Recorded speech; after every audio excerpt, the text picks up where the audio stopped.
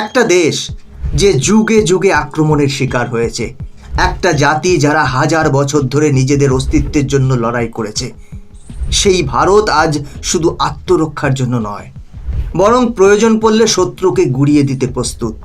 কিন্তু জানেন কি, ভারতের হাতে এমন কিছু অস্ত্র আছে যেগুলোর কথা বিশ্বের খুব কম মানুষ জানে। তাহলে ভারত কিভাবে মুহূর্তেই শত্রুর স্যাটেলাইট, র্যাডার বা সাবমেরিন ধ্বংস করতে পারবে? ভারত এখন শুধু প্রতিরক্ষা নয়, আক্রমণের জন্যও তৈরি। তার প্রমাণ আপনি গত কয়েকদিনেই পেয়েছেন। বন্ধুরা, আজকে ভারত আর সেই দুর্বল ভারত নয় যে দেশ একসময় বন্দুক কিনত বিদেশ থেকে। আজ সেই দেশ তৈরি করছে এমন সব অস্ত্র যেগুলোর নামমাত্র উচ্চারণেই কাঁপে শত্রুপক্ষের হৃৎপিণ্ড। আজ আমরা জানব ভারতের 5টি গোপনীয় অস্ত্রের কথা, যেগুলোর কথা সরকার মুখে আনে না, যেগুলো মিডিয়ায় দেখানো হয় না, কিন্তু যেগুলো বদলে দিতে পারে গোটা যুদ্ধের ভাগ্য। এগুলো শুধু মেশিন নয়, এগুলো হলো ভারতের প্রতিজ্ঞা, ভারতের বৈজ্ঞানিক মেধার শ্রেষ্ঠ নিদর্শন এবং সেই অদৃশ্য হাতিয়ার যা ভারতের গৌরব, স্বাধীনতা আর সার্বভৌমত্ব রক্ষার শপথ নিয়েছে। তাই প্রস্তুত তো? চলুন জেনে নিই ভারতের সেই 5টি সাইলেন্ট কিলার অস্ত্র কোনগুলো। আর সত্যিই কি ভারত এখন বিশ্বের সবচেয়ে বিপজ্জনক সামরিক শক্তিগুলোর একটি? আজ এই আধুনিক বিশ্বের সামরিক শক্তির সন্ধানে আপনি দেখবেন কি কি ভয়ঙ্কর সত্য উন্মোচিত হয়, যেটা জানলে আপনিও চমকে যাবেন।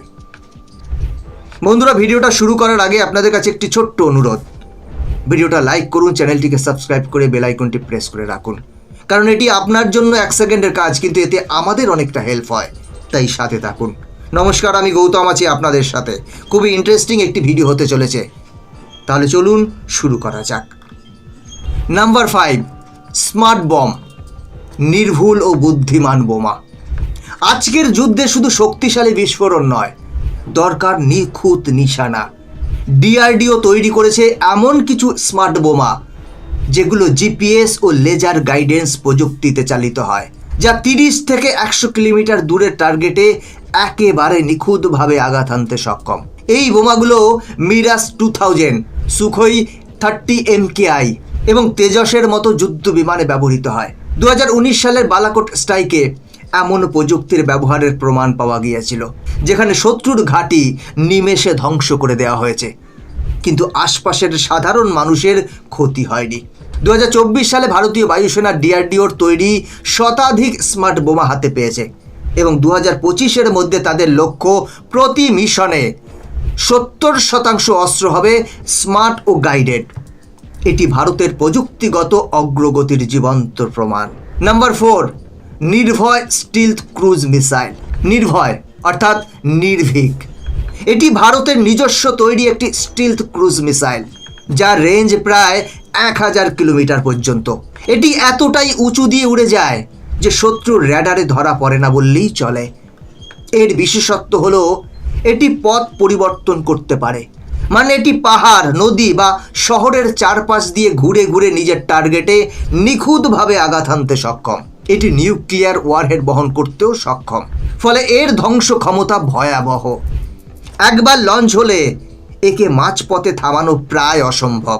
2024 সালে নির্ভয়ের উন্নততর সংস্করণ নিয়ে সফল পরীক্ষা চালায় ডিআরডিও, যেখানে আরও উন্নত নেভিগেশন, কম র্যাডার সিগনেচার ও স্বয়ংক্রিয় টার্গেট চেঞ্জ প্রযুক্তি যুক্ত করা হয়েছে। এটি এখন ভারতের স্ট্র্যাটেজিক কমান্ডের গোপন অস্ত্র ভাণ্ডারের এক অবিচ্ছেদ্য অংশ। নাম্বার 3, আইএনএস আরিহান্ত, ভারতীয় সামুদ্রিক পরমাণু শক্তি। সমুদ্রের গভীরে নিঃশব্দে শত্রুর নজর এড়িয়ে ঘুরে বেড়ায় ভারতের এক ভয়ঙ্কর অস্ত্র আইএনএস আরিহান্ত। এটি ভারতের প্রথম পারমাণবিক শক্তিচালিত সাবমেরিন, যা জলের নিচ থেকে পারমাণবিক মিসাইল ছুঁড়তে সক্ষম। এর অস্তিত্ব বহু বছর ধরে গোপন রাখা হয়েছিল, কারণ এটি কৌশলগতভাবে এতটাই গুরুত্বপূর্ণ।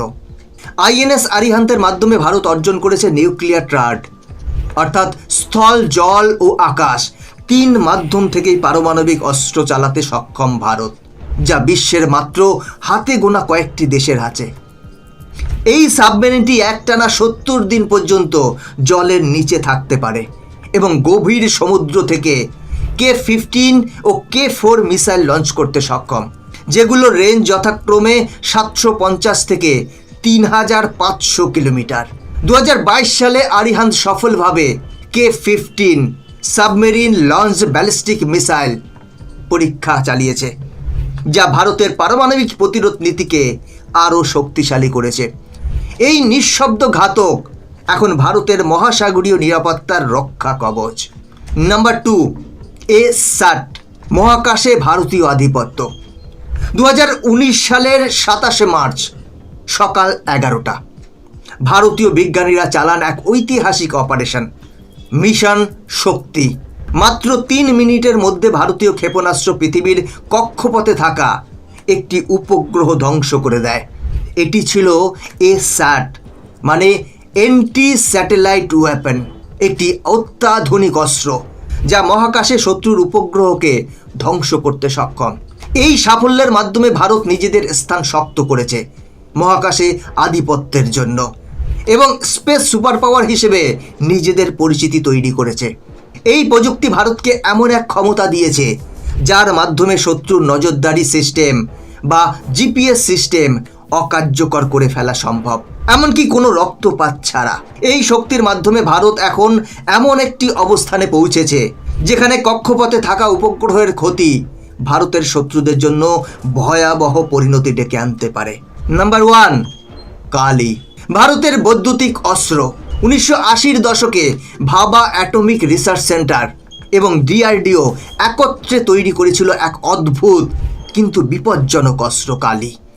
এটি কোনো ক্ষেপণাস্ত্র বা বন্দুক নয়, বরং এটি একটি ইলেকট্রনিক কিলার, একটি শক্তিশালী বৈদ্যুতিন অস্ত্র।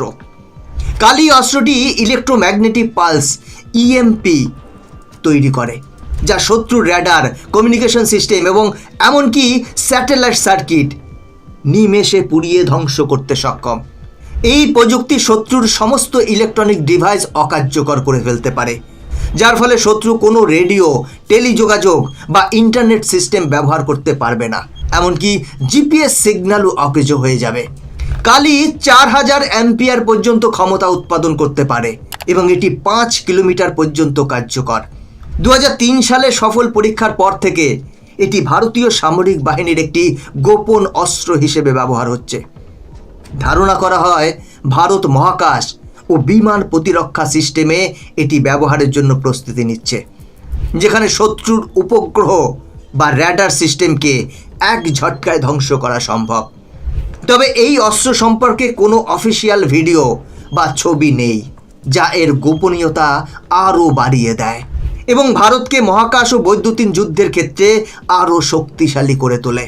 বন্ধুরা, এই 5টি অস্ত্র হয়তো প্রতিদিন খবরের শিরোনামে থাকে না, হয়তো এদের ছবি বা ভিডিও এখনও ক্লাসিফাইড, কিন্তু যখন যুদ্ধ শুরু হয় এই নীরব শক্তিগুলি হয়ে ওঠে ভারতীয় প্রতিরক্ষার শেষ এবং সবচেয়ে বিপজ্জনক অস্ত্র।